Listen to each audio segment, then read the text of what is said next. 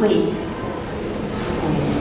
全家人其实也是可以全家人都可以带，但是这个用途最让人家非常感动的是，我们在年底会有一个大猎祭。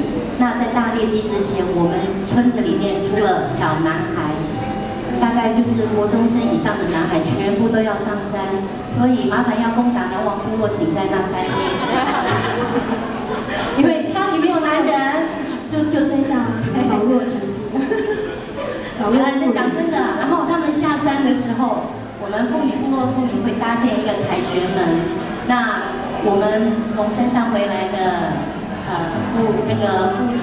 长辈跟兄弟，还有先生孩子，会经过这个凯旋门。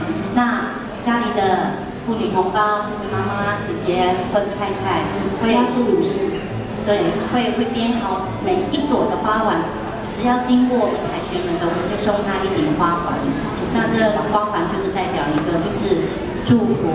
那其实严格讲起来，这故事要很长，因为以前我们打猎不像现在那么多的配备可以保护自己，那很有可能你这样一上去就不回来了，回不来了。